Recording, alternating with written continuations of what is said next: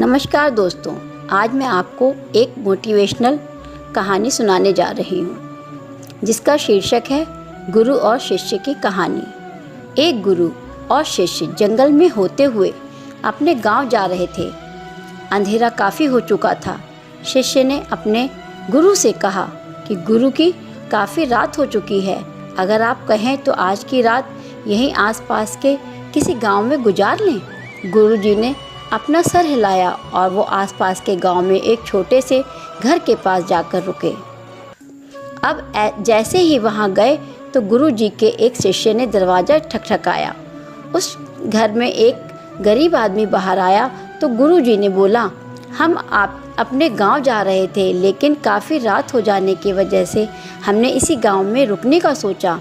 क्या हम आज रात आपके यहाँ रुक सकते हैं? गरीब आदमी बोला, हाँ क्यों नहीं, आप दोनों अंदर आ जाइए। अब जैसे ही गुरुजी अंदर गए, उन्होंने देखा कि उस आदमी के घर में बहुत ज़्यादा गरीबी थी। गुरुजी ने उससे पूछा कि आप क्या काम करते हो?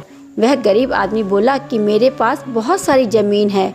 तो गुरुजी ने बोला, अगर तुम्हारे पास बहुत सारी ज़मीन है तो इस तरह से क्यों रह रहे हो? वह आदमी बोला, यह किसी काम की नहीं है। गांव वाले बोलते हैं कि ये बंजर ज़मीन है, यहाँ पर कुछ भी नहीं उगाया जा सकता और वहाँ फसल उगाना बहुत बड़ी बेवकूफ़ी है। गुरुजी ने बोला कि तुम्हारा गुजारा कैसे होता है? उसने बोला कि मेरे पास एक भैंस है जिससे मेरा पूरा घर चलता है।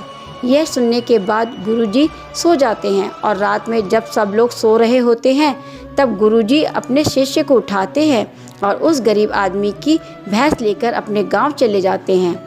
शिष्य अपने गुरु से पूछता है कि गुरुजी, कहीं आप ये गलत तो नहीं कर रहे? उस गरीब आदमी की रोजी रोटी इसी भैंस की वजह से चलती है। तो गुरुजी अपने शिष्य की तरफ देखते हैं और मुस्कुराते हुए आगे बढ़ जाते हैं। उस बात को तकरीबन 10 साल गुजर जाते हैं और जो गुरु का शिष्य था वह बहुत बड़ा गुरु बन चुका होता है। तो एक दिन उन्हें उस गरीब आदमी की याद आती है कि मेरे गुरु ने उस आदमी के साथ अच्छा नहीं किया था, मुझे एक बार चलकर देखना चाहिए कि वह आदमी अब किस परिस्थिति में है। वह शिष्य उस गांव की तरफ जाता है और वहां जैसे ही पहुंचता है तो वह देखता है कि जहां पर उस गरीब आदमी का झोपड़ा था वहां पर एक बड़ा ही आलीशान महल बन चुका था और उस झोपड़े के बाहर जो बंजर ज़मीन थी उस पर फल और फूलों का बगीचा लगा हुआ था। तभी उधर से उस घर का मालिक आता है। शिष्य उसे पहचान लेता है और उस आदमी को बोलता है, तुमने मुझे पहचाना? मैं अपने गुरुजी के साथ आया था, हमने एक रात के लिए आपके यहाँ रुके भी थे। वह आदमी उसे पहचान लेता है और बोलता है कि उस रात में आप कहाँ चले गए थे और उस रात के बाद ही मेरी भैंस कहीं चली गई थी।